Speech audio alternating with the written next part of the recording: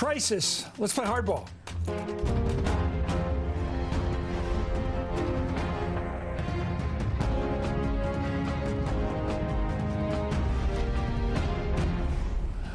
Good evening. I'm Chris Matthews in Washington. Tonight, we're seeing early indications of a constitutional showdown. Special counsel Robert Mueller told the president's lawyers he could subpoena the president to testify. The Washington Post reports that Mueller's warning came last month amid negotiations over whether President Trump would agree to speak to prosecutors voluntarily. When Trump's lawyers said the president had no obligation to talk, Mueller responded that he had another option if Trump declined. He could issue a subpoena for the president to appear before a grand jury. As the Washington Post notes, it was the first time he is known to have mentioned a possible subpoena to Trump's legal team. Trump's former lawyer, John Dowd, reportedly then told Mueller, "You are screwing with the work of the President of the United States." Well, minutes ago, Trump quoted Dowd's statement on Twitter, adding, "With North Korea, China, the Mideast, and so much more, there's not much time to be thinking about this, especially since there was no Russian collusion." Well, the standoff over the president's testimony could provoke a constitutional showdown should the president refuse to comply with a subpoena, refuse to order to testify. That would leave it to the Supreme Court to determine whether it's constitutional to subpoena a president for his testimony. And more to the point, whether the president must comply with a subpoena. Amid this comes news of another shakeup to the president's legal team. It was announced today that the president's hiring veteran attorney Emmett Flood, who represented President Bill Clinton during his impeachment. Flood will replace Ty Cobb, who's retiring at the end of this month. NBC News reports that the recruitment of Flood sends a clear signal that the team plans to rely more heavily on a legal strategy long advocated by current White House counsel Don McGahn to exert executive privilege more aggressively. Well, the man serving as Trump's new lead attorney, Rudy Giuliani, also favors a more aggressive approach as he now decides whether the president should testify voluntarily or risk a subpoena. As Giuliani told the Washington Post, some people have talked about a possible 12-hour interview. That's not going to happen. I'll tell you that. It'd be maxed 2 to 3 hours around a narrow set of questions. That's Giuliani's rules. Joining me right now is the reporter who spoke to Giuliani today, Robert Costa. He's with the Washington Post, an MSNBC political analyst as well. And Julia Ainsley is a national security reporter with NBC News. And Paul Butler is a former federal prosecutor and an MSNBC legal analyst. Robert, give me a sense of the state of play of Rudy Giuliani on this question. Are we heading to a constitutional crisis? Or are they willing to reject, ignore, whatever, override a subpoena from Mueller? How tough are they going to be here?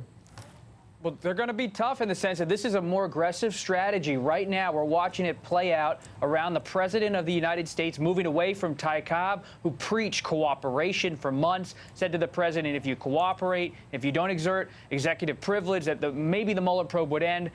After all those promises, a lot of frustration inside of the White House and outside, and they're moving to Giuliani to try to be more aggressive in the negotiations with Mueller over an interview, and Emmett Flood, a veteran lawyer who is seen as a combative force. Well, you know, I understand the president's strength with regard to attitude politically. His attitude of anti-establishmentism, his tough guy, his pugnaciousness, it's all worked for him. But when it comes to the court ruling by the Supreme Court ultimately, and when it comes to standing up to Mueller, who's also tough, what good does the attitude of a Giuliani do him? Just saying I'm going to be tough doesn't mean you're going to end up being tough if the courts rule against you. Hey, they're in this legal dance right now, Chris, about a presidential interview. Whether it should happen or not, Giuliani tells me today that he wants a real narrow set of questions. But the president wouldn't sit down unless they get a lot more information from Mueller about what he wants to ask. And Giuliani also told me the interview would only be 2 or 3 hours. There's no situation he envisions where the president sits down for 10 or 12 hours to talk to Bob Mueller. So you see this negotiation because they don't want to formally decline it yet, Chris, because they're not ready to fight it all the way to the Supreme Court, at least not yet. How can they limit the questions once they get in there? Now, Rudy Giuliani could say, I'm tough. We don't want to talk about his business dealings from the past. I don't want to talk about anything to do except really the Russia probe itself, whether there was collusion by the president and his people with the Russians. Can he narrow it that way? And can he trust Mueller to stick to those questions? Once the president's under oath, seems to be able to ask him any they want to ask him. That's exactly right. These kind of agreements are always fluid in legal cases. Giuliani knows that the Mueller team wants to ask about possible obstruction of justice, and they want to ask about Russia collusion. Those are the two main tracks of the investigation. They don't want to see the questions go over what the president once called his red line, to start talking about his business dealings and all of that. But, Chris, this is a sprawling probe, as you know, and a lot of these investigators, tough prosecutors from the Justice Department, they don't want to back down and be narrowed to any set of questions. Let me get back to this question. You and I have grown up, me longer than you, watching courtroom shows on TV, and we've noticed that always the defense attorney says, narrow your answer. I want to go back. Let me go, by the way, go to Paul. And this is a much better question for Paul. Most of the time we watch a defense attorney say, narrow your answer, he says to his client, and he says, keep the answer one or two, yes or no. Did you go there? Were you there? No, I wasn't there. Did you hear this? No, I didn't. And it seems to me they're asking essay questions. These 49 questions that got floated, they're all these low, how did you feel? What did you think? What were you planning? All this motive and purpose and everything and knowledge. Do you think anybody's going to let their client answer these essay questions and just ask me a specific question? I'll give you a specific answer. Don't ask me what I was thinking. Your thoughts? What's within the purview of a prosecutor? Yeah, absolutely not, Chris. So if the question is whether the president's lawyer can trust Robert Mueller, the answer is yes. If the question is whether the president's lawyer can trust President Trump, the answer is no. And so, of course, they want open-ended questions. What were you thinking when you fired James Comey? What were you thinking when you asked those national intelligence officials if they could give Michael Flynn a break? They want the president to do what he does so well, which is to ramble on and implicate himself even more, which is why no responsible lawyer is going to let this president go in front of the grand jury and with Bob Mueller running the show. It would be a legal suicide mission for the president. Joy, look, what do you think of the president's defense on his tweet just moments ago? I'm too busy with matters important to us all to sit down for a couple hours with Mueller. Well, I mean, that's certainly preaching to his base, which is what the president uses Twitter to do. He wants to be able to communicate, look, this is all getting in the way of this, Nobel Prize worthy work that I'm really trying to do here.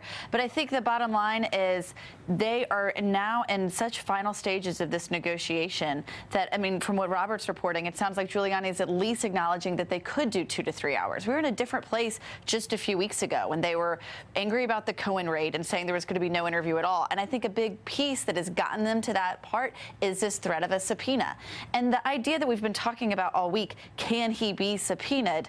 Really, I mean, Mueller has the ability to throw that down. The question is whether or not the president will comply. And it seems that Giuliani is at a place now where he doesn't want to be arguing over what they're going to comply with and seeing his client go before a grand jury. He wants to bring it back where he has more control. And he has more control if he can limit the time, if he can talk to his client Clinton while he's being only talked interviewed. a couple hours at most, as I recall. Yeah, I mean, and if these are the questions he's really getting into, he could keep it to 2 to 3 hours, but we do know the president's a bit long-winded, so that could drive the time up a little bit. Robert, I'm enthralled by the fact that... Go ahead, you first, Paul. So Bill Clinton had a lot less exposure than President Trump, who, again, is exposed with regard to obstruction of justice. And from these 49 questions, Robert Mueller still thinks that there might be a collusion investigation that's worth pursuing with regard to the president. So it's a whole different ball game with President Trump than with President Clinton. Well, I would hope it's a collusion, or else he's not going to be as successful. By the way, Bill Clinton's got a huge IQ, as we all know, and Bill Clinton was completely mousetrapped by that question about Monica Lewinsky. Apparently, if you look at the pictures, he couldn't believe that had come up. Robert, this is fascinating. You talked to Rudy Giuliani.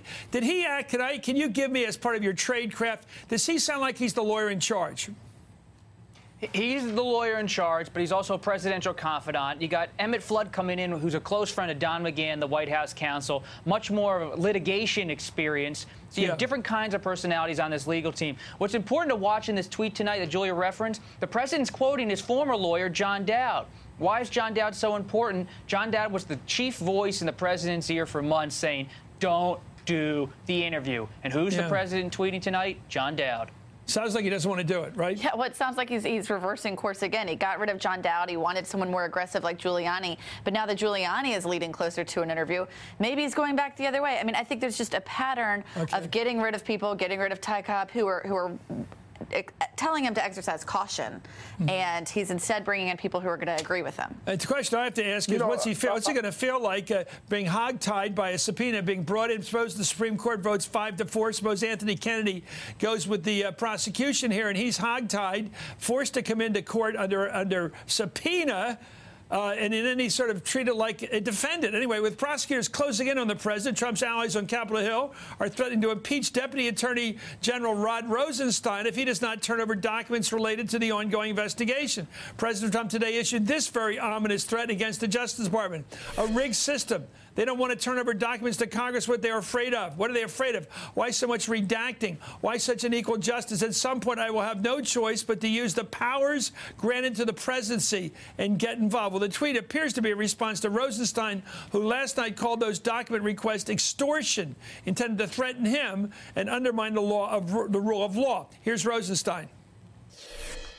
Yeah, there have been people who have been making threats privately and publicly against me for quite some time.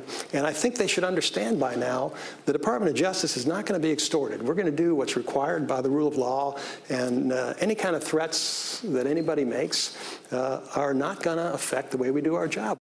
Paul, there's always been this rear guard action on behalf of the president. Every time the prosecution gets close, his toadies on Capitol Hill come out with these nuisance demands for documents, anything to slow down the prosecution and put them in a crossfire. What do you make of these attempts by people like Meadows of the Freedom Caucus and toadies like Nunes? They're constantly throwing up efforts. I mean, I know I used to work with a minority party, the Democrats against Reagan. You're always trying to put up what looks like a counterpoint, and equally powerful as the counterpoint, as the point coming at you. I know the politics of this. What's the legal status of these kinds of nuisance efforts by the Republicans? Chris, the president and his boys are using these intimidation tactics, these threats, these bullying tactics, like President Trump thinks he's back doing the shady real estate deals in Queens back in the 1980s. And so Rod Rosenstein is letting them know that's not how it works. So there's no legal way that the president can fire Robert Rosenstein. So that's what he means by he's going to take things in his own hands. Again, he's basically writing his own article of impeachment. But the bet is it's only an article of impeachment if the Republican Congress at this point stands up and does its constitutional responsibility. And again, that's a political question. Yeah, we'll be a Democratic Congress some next November. Next January. Let's go to a couple of these things. The powers of his office. We've got to go to this, Julie, and then to Robert. Firing Rosenstein, pardoning some people, executive privilege, or otherwise just avoiding any kind of testimony. That's what Trump seems to be threatening here. A whole fusillade of opportunities he has to crush the investigation. And he might not realize that by using some of these powers, he's actually putting himself more in the way of an obstruction probe. If he tries to claim that he can dangle pardons in front of people like Michael Flynn, like Paul Manafort, to protect himself, that's interesting. It can then, we know that Robert Mueller's looking into the way he's using pardoning powers in the obstruction case. And then, of course, with executive privilege, that wouldn't protect him over things that didn't happen, that happened before the election, like the Trump Tower meeting. Yeah. So he's trying to flex his muscles. He wants to intimidate people, but it's really backfiring when you have your department or deputy attorney general saying it's extortion. If someone feels they're being extorted, you're not supposed to go bang on their door. I think that would. Robert, what do you think he means by it? Reminds me of that woman candidate out in Nevada that time about Second Amendment things. I mean, he sounds like I've got this enormous array of weapons. Don't ask me to do it. Don't ask me to come in the back and seat or stop the car, kids. What do you think of it? What does he mean when he says I've got this array of weaponry? Well, it's clear that he's ready to make a move. I think you're a former House guy, Chris. Pay attention to Meadows, the North Carolina Republican. I just got a story out tonight. He's thinking through maybe bringing up a privilege motion. Don't want to get into all the weeds about that, but trying to force a vote in the House on Rosenstein on impeachment. Think about the crisis. Forget about the Constitution. It would be perhaps a constitutional crisis because it disrupts the Mueller probe, but a GOP crisis. Speaker Ryan, other Republicans maybe have to force to a deal with an impeachment move by these Trump-allied members. Wow. Toady time. Anyway, thank you, Robert Costa. Thank you, Joey Ainsley. And, of course, Paul Butler. Coming up, Trump said it was a disgrace that these questions from Robert Mueller were leaked. Trouble is, it's been alleged that his own lawyer put those questions together and released them to the public, to the New York Times. And tonight, Trump's anger is boiling over as the investigation gets closer to him and his family. We'll get to that, too. Plus, Trump's longtime doctor says yesterday it was Trump himself who wrote that glowing report about his own health during the campaign, saying he was, anyway. And then the doctor told a reporter, quote, "Sweetheart, this is Watergate." The guy thinks he's Humphrey Bogart. And the self-styled party of law and order is embracing a trio of ex-convicts now. Look at their candidates. New York's Michael Grimm, Arizona's Joe Arpaio, and Don Blankenship of West Virginia are all running for office, and all three are taking a page from the Trump playbook, blaming their problems on President Obama. And all three are felons. Finally, let me finish tonight with Trump Watch. Felons for the GOP. This is Hardball, where the action is.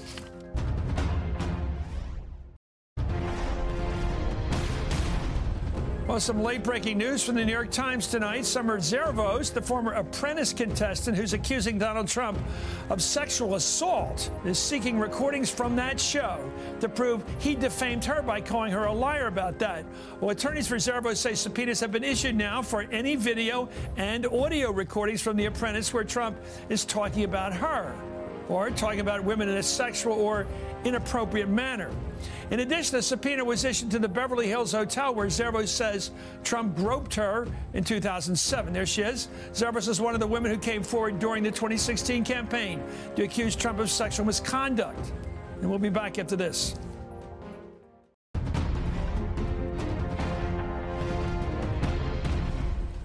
Welcome back to Hardball. Donald Trump yesterday called it disgraceful that a list of Robert Mueller's potential questions for him was leaked to the media, 49 of them, in fact. But according to the Washington Post, the list was compiled by Trump's own lawyer, Jay Sekulow, based on subjects provided by Mueller's team.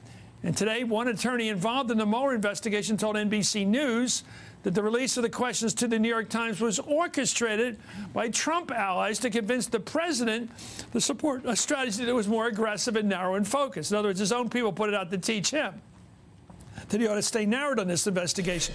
According to that same Post article, Trump fumed when he saw the breadth of the questions that emerged out of the talks with Mueller's team, according to two White House officials. The president's several advisors now plan to point to the list as evidence that Mueller has strayed beyond his mandate and is overreaching, they said. For more, I'm joined by Heidi Presma, national political correspondent for NBC News, and Annie Carney, White House reporter for Politico. I guess same question to both of you. It seems to me, the way we've all tried to figure this thing out, that this was put out, that these 49 questions came out to the New York Times because somebody in the Trump world wanted two goals. He wanted Trump to understand these are too wide-ranging, these questions, and two, they want the Trump folks out there, the 40-some% out there who like him, to say, oh, I can see that this guy Mueller's going too far wide, too far abroad in his questioning. This isn't about the Russian probe. This is about something like the Watergate or the Whitewater thing that went after Clinton and ended up finding Monica. They're just looking for a crime. And it did seem like the president, with his tweets, was part of that strategy when he put out these very legalistic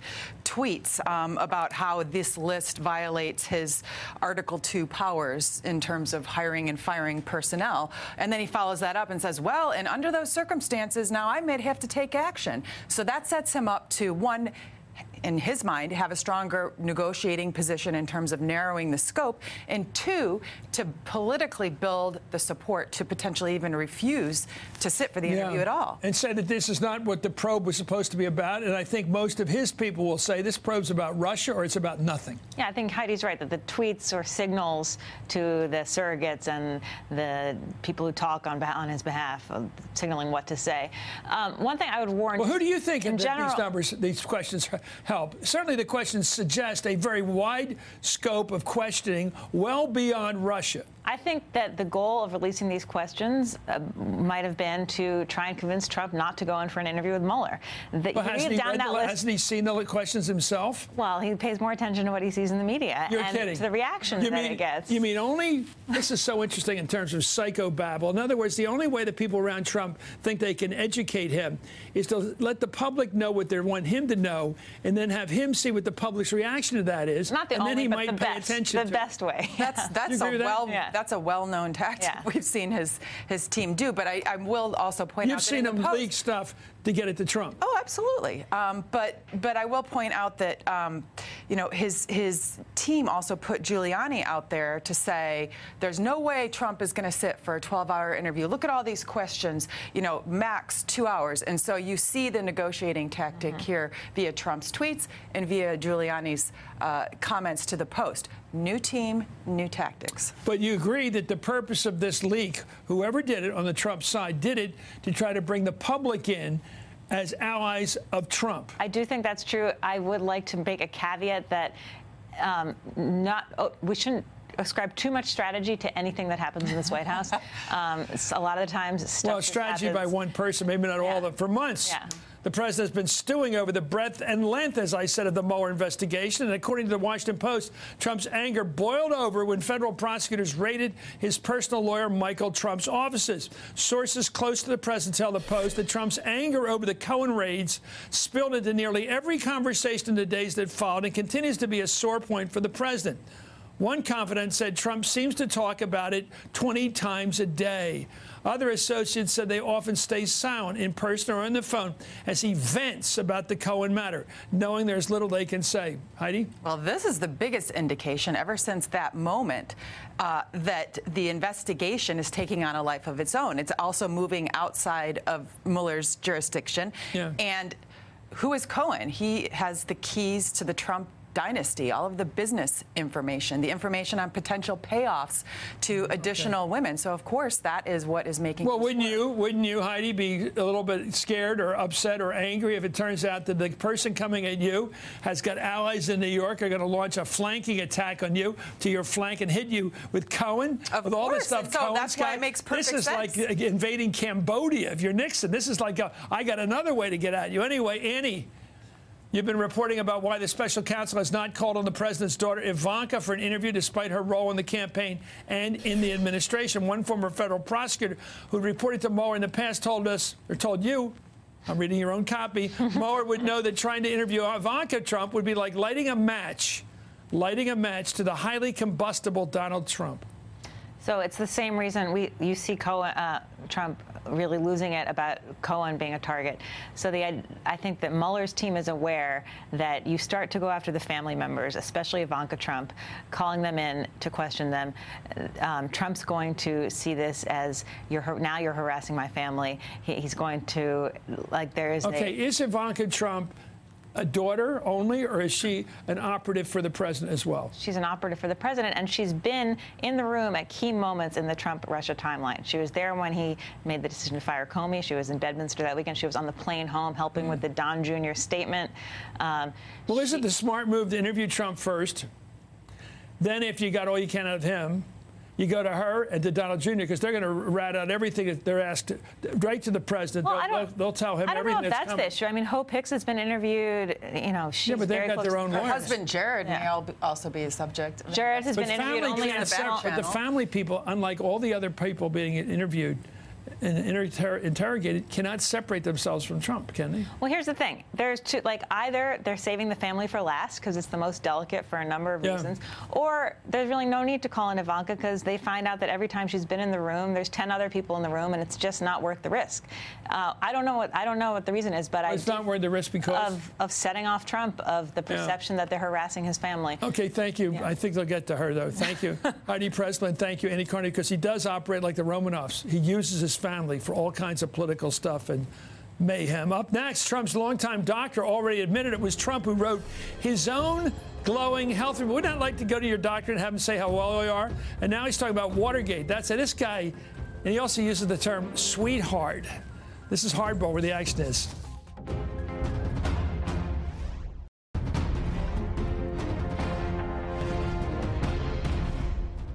When you're running for president, I think you have an obligation to be healthy. I just don't think you can do the work if you're not healthy. I don't think you can represent the country properly if you're not a healthy person. Welcome back to Hardball. In December 2015, President Trump tweeted that, quote, as a presidential candidate, I have instructed my longtime doctor to issue within 2 weeks a full medical report. It will show perfection. Anyway, later that month, Trump's campaign released a statement from his doctor, Harold Bornstein, that concluded, quote, if elected, Mr. Trump, I can state unequivocally, will be the healthiest individual ever elected to the presidency. But in a recent interview with NBC News, Dr. Bornstein revealed that Trump actually wrote that letter himself. That letter that showed up in the Times about his health, he wrote himself. You know that. Yeah. He wrote it himself. And me, from where I come from, the end of it was just black humor. It wasn't meant to be a serious comment. Well, the exaggerated tone continued into Trump's presidency when Ronnie Jackson, the White House doctor at the time, couldn't stop praising his health. That's Trump's health. Let's watch. The president's overall health is excellent. His cardiac health is excellent. He has incredibly good genes, and it's just the way God made him. Hands down, there's no question that he is in the excellent range. The president's health is excellent because his overall health is excellent. I'm joined now with Dana Milbank, who's a political columnist with the Washington Post. Dana, I don't know what this is about, except you go to the doctor to tell you how healthy you are. That's why you go to him, and then you write the prescription. Perfect.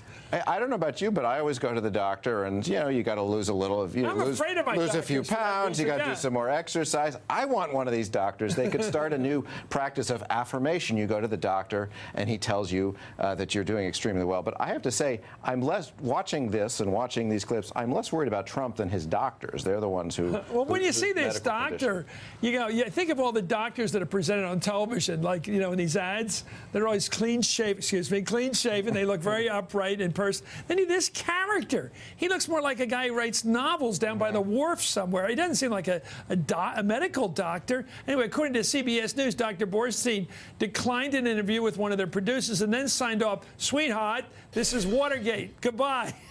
He's a Humphrey Bogart character. Well, and today a reporter called him from the Associated Press, and he said, "Oh, you're a reporter? Go report on how your toilet bowl works." So he's not. Could you repeat that again? He said, go report on how your toilet bowl works, he said to the Associated Press today. So he is not, shall we say, your typical doctor. But then we knew that when we got this report out saying he would be the most healthy president in history. And what's more, he said that he did all these tests on Trump, and they were all positive. Now, what doctor says all the tests are positive for heart disease, positive for cancer? I mean, no doctor would actually do that, which actually leads positive is bad, isn't it? If you're testing for something like cancer or heart disease or venereal disease, but no doctor would actually do that, which led to the belief in the first place that it wasn't written by him. Okay, let's go to the Hippocratic Oath or whatever it is. Well, do no harm. But there's also another one that says, don't talk about your client, your patient. He goes out and says, well, he came to me for hair restore or whatever, not Rogaine, but the other one. And I go, why would he put that out? Because that immediately impeaches him as a doctor that could keep a secret. Well, and why? Not that it's the most important thing in the world. And why would he actually come out now and saying, this was dictated to me, I put this thing under my signature that wasn't really mine. Now he's violated another. Put it together. Circle of associates. Michael Cohen, who I've been told was a lawyer, not really a lawyer, but a fixer that Trump would go to for certain secretive things he wanted kept secret, fixed rather, like these women charges against him, which all had some merit he has to deal with. He could pay money to, that sort of thing. Hey, what does it tell you that he always surrounds himself with these characters? I mean, you wonder, when's Roy Cohn going to show up? Well, he did a little bit earlier in the show. I do see the Michael Cohen, the Bornstein, but even think of Sean Spicer. In these various roles, you have people who, it's almost like a ventriloquist going out there and saying the words they were told to say by the president. Why do they do it? Well, one, the president requires Let's this throw in kind of Nunes, honesty. the chairman of the Intelligence Committee. You could throw in any number of people.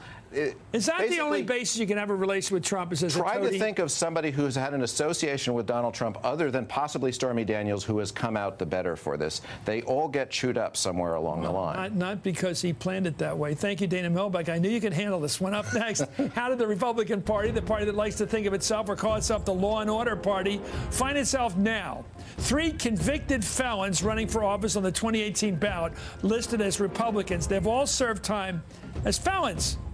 And they're all being put forth to the American people to represent them in the United States Congress. You're watching Hardball.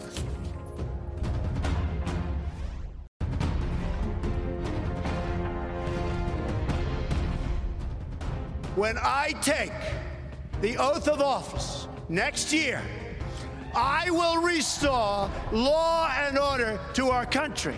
In this race for the White House, I am the law and order candidate.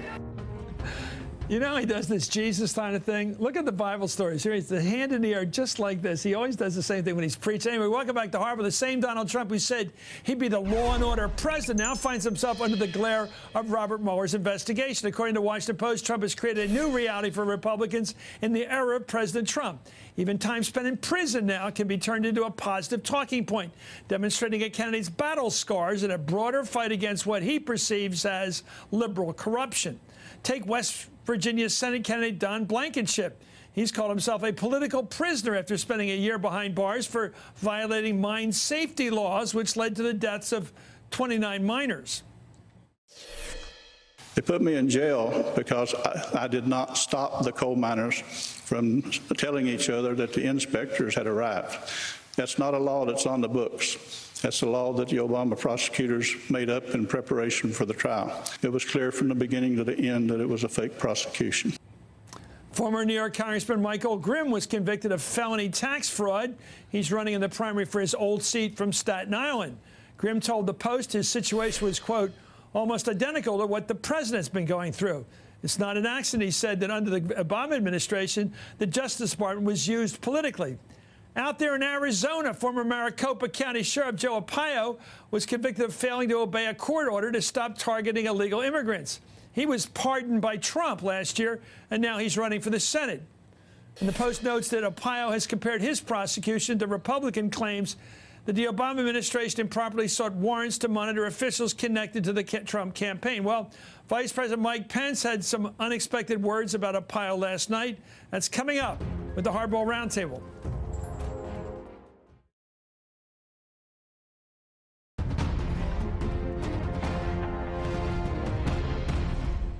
Welcome back to Hardball. Sheriff Joe Arpaio's Senate campaign out in Arizona got a boost from an unexpected source, Vice President Mike Pence. Arpaio was convicted of violating court orders to stop profiling illegal immigrants, and then pardoned by President Trump last year. Well, here's what Vice President Pence had to say about him last night. And I just found out when I was walking through the door that we were also going to be joined today by another favorite. A great friend of this president, a tireless champion of strong borders and the rule of law, who spent a lifetime in law enforcement, Sheriff Joe Arpaio. I'm honored to have you here. Wow. Well, let's bring in the Hardball Roundtable. John Brabender is a Republican strategist. Cornell Belch is a Democratic pollster and MSNBC political analyst. And Kimberly Atkins, chief Washington reporter for the Boston Herald and an MSNBC contributor. Okay, what do you think, John, of your party? You got sort of this. Well, first of all, let's not. Lenny Bruce, you said hire. You got to understand. Lenny Bruce, the comedian, said hire the what do you call them? The ex-cons like Jesus did. That's what he used to say. That's what he used to say. Here's what we have found. There are certain things that matter to voters and don't. Bill Clinton has sex with an intern at the White House. People ended up not caring. Ex-intern. Barack Obama colludes with the Russians on missile defense. Nobody seemed to care, right? Hillary Clinton gets rid of 40,000 emails. People cared. And colludes, before you skate past that one, colludes with the Russians. When he was caught telling them secretly that he would be more easygoing on missile defense once the election was over. So I think why isn't that collusion? Context. That's a different context. But I'm just saying, this is about Republican and Democrat. Okay. It's wrong. It's about politicians. I don't even know where to start with that, so I won't. I think here's the fundamental problem, right? The Republican brand. Are you for hiring ex-cons? The Republican brand has always. I want a philosophical answer. I think the long term was problematic. The Republican brand has always been one that's been the values first, right? And for that middle swath of America that Democrats have had a hard time winning, it wasn't because of economics, it was because of values. And I think long term, when you have Pence and you have the Republican brand embracing this in the middle moderate swath of America, it's going to hurt them long term. And I think when you see them losing their values advantage, it's going to hurt them in middle swath of America. And I think that's the long-term serious problem with what's going on with the Republican Party right now. But that means your party doesn't have values first. Is that what you're saying? I don't understand. Shouldn't every party have values first? You know, you know, it's about who's owned the values brand, and for the middle swath of America, I'm not going to down the rabbit hole with you. For the middle swath of America, they have seen Republicans more in line with their values, and for long term, as they see them not in line with their values, that's why we have districts that have been breaking Republican by 20 points, now swinging the other way by 20 points. It's not. Kimberly, let me ask you about the idea of running ex-cons for president or for Congress. Does it make sense? Well, it's the embrace of Trumpism that we're seeing this. We're seeing Mike Pence, somebody who's standing up and saying to somebody who had to be pardoned because he refused to stop racially profiling people against the law. But these are the laws that are not the rule of law. These aren't the laws that we need to embrace. It's the laws that they want to enforce, which is this tough crackdown on illegal immigration. There are a lot of people who are in the president's core who embrace that, who like that. They don't care that he broke a law. They don't care that Don Blankenship was convicted for his role in the deaths of these minors. He wants to stop illegal immigration, and they're going to back that. This is a Trumpism. I don't know how long it will last and whether the Republicans can survive that if they're walking away from their values in that way, but that's what we're seeing happen. Well, that's what I said in an interview the other day, that it's not about truth. They don't go to Trump for truth. They go to him for attitude. As long as he's anti-establishment, as long as he's anti-illegal immigrant, as long as he's got his point of view, they're with him. As long as he's a tribal warrior, they are with him, in fact. He can do almost no wrong as long as he continues to be their tribal champion. There's no wrong he can do. But here's where candidates are making a mistake. Are they still out to blame Obama like this guy? Well, they keep dragging Obama back onto the stage. I'm just saying people didn't seem to care when he did that, and I'm just sort of agreeing with you. But look, the mistake some Republican candidates are making is that they think that they are being Trump-like if they say something outrageous. And we're seeing that in West Virginia, quite frankly, with the Senate candidate let's take cases. This guy Grimm, a real Long Island, not Long Island, Staten Island, tough guy. I get the idea, an Irish guy. I get the whole thing. Pugnacious, I'm going to go out there. And then he says to this reporter who asked him the wrong question, he didn't like the question. They're standing at the balcony over there in the house. He's basically, I'm going to break you like a boy, whatever that means. How does that sell with the public? Well, maybe it works in Staten Island. I don't know. Tell me. I think with certain elements of their base, it's fine. But when you look at the revolt that's going on among especially college-educated women and suburban women, it's a problem. Again, it is an absolute problem. Okay, Hillary Clinton was accused of saying, and she did sort of say, we're going to put that minors out of business. But this guy had a hand in the deaths of 29 minors. Right. It would seem that would not be a selling point for either party. I mean, he has had a long history of really not embracing the rule of law. By the way, he's the bad guy in Hillary's book. I've been listening to it. That's not like Blankenship. Right. But aside from the conviction, there was a case that went all the way to the Supreme Court because he tried to bankroll the campaign of a judge that ruled against his company. I mean, there's been a long history of being the opposite of the rule of law. So the fact that now that's what they're standing for, it's literally they're picking the laws that they like. He was bankrolling the judge who was against him. The West Virginia has elected judges. Yeah. There was a judge that ruled against his company, his coal company, in a key case, and so he bankrolled the candidacy of the opponent of that judge. I got you. And so that makes sense. But let's add one other thing. How is that the rule of law? Let's add one other thing to Republicans. All this has become public, and he has gone from first in the polls to now last in the polls. Blankenship. I wouldn't vote for him. So let's not make it sound like all the Republicans are unifying behind him. Coal mine? I've been. We go down in a coal mine. You want somebody on your side down. Yeah. Anyway, I've done a lot of work in West Virginia. But he's the one who's calling himself one of the weakest attempts in self-defense. I wonder Blankenship. Let's talk about John Blankenship. We'll be right back.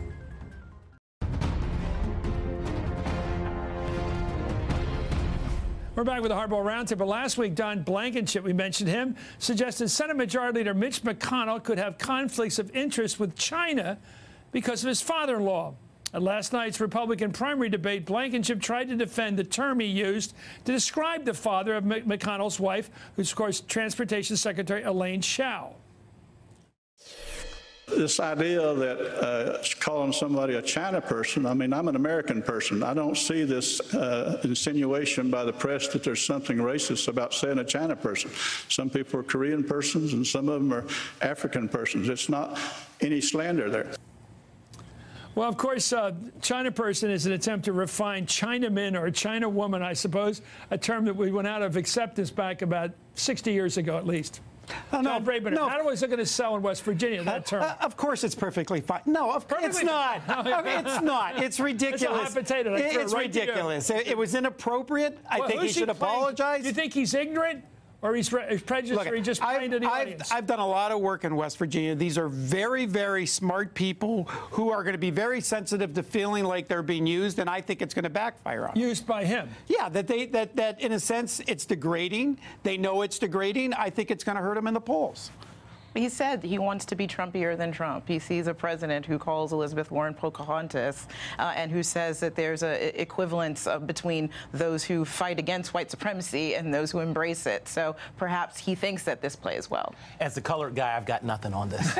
Okay, say you're kidding. Will you? I'm kidding. Okay, some people don't understand sarcasm. They don't understand reference. They think he called himself that. No, we have to be careful. It's not okay, America. Just to be clear, it's not okay. Irony is lost on television. I've learned it 100 years ago. Irony is nothing. I want to thank everybody from John Brabender. Thank you. Cornell, which Cornell are you? I'm sorry. Cornell Belcher. We got more times last time. See, this is what I'm not used to, extra time. So these terms went, just so we learn the correct terminology. Chinese American? Can we work on that one? That's not bad. How about his name? Yeah, but okay. Elaine Chao's father. But let me ask you, just the fact that he's trying to make it an issue, in my mind, is inappropriate. He's a very wealthy fellow. Elaine's a wonderful person. Mitch McConnell's wife. She's American. I think she immigrated here in her very young age. And incredibly talented and good at what she does. She's been a number of cabinet appointments, and she's filled them well. And her father's a very wealthy guy in Taiwan. I don't think it's an accident. I do think it's dog whistle politics. I think it's dog whistle politics, and he's being clever about it.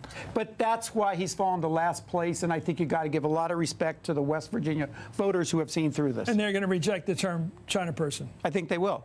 Great, thank you. We're dancing on eggs here. Thank you, John Brabender, Cornell Belcher, and Kimberly Atkins. When we return, let me finish tonight with Trump Watch. You're watching it, Hardball.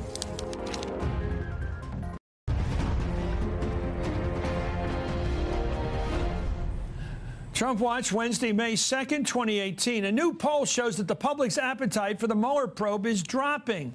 A healthy majority wants it to continue, but as I said, it's dropping. A lot of this is easily explainable. Like anyone following a crime story or a jury trial, they are hungry for a verdict. I certainly am. I want to know, and believe we all have a right to know at some point whether Robert Mueller, with all the legal candle power he's recruited to this mission, with all his powers as a federal prosecutor, has a case that candidate Donald Trump colluded with the Russians in getting himself elected president. My passion was stirred, oddly, on this matter by watching the final episode of Homeland this season. It is searing to see the Russians trying to undermine our cherished democracy. It is more searing to see an American politician helping them on that show and then trying to cover it up for them. If Trump did this, if he and his operatives opened themselves as helping hands or willing recipients of Moscow's help, he doesn't deserve to be president. If his people knew he was doing it, enough of them would not have voted for him to ensure that he wasn't. I have enough faith in my fellow Americans' patriotism, whatever their politics, to believe that. So let's push on. There's no shot clock for getting the truth in this case. We need to know the truth. Did he or didn't he? Let's let the cards fall where they do. If the Trump presidency is a house of cards, let it fall too. We can argue about the points of law and obstruction and whatever business misdeeds of which Trump might be guilty. What I want to know, what the majority of Americans, again, have a right to know, is whether he cheated to win by having the Russians, even at the margins, stack the deck. And that's Hardball for now. Thanks for being with us.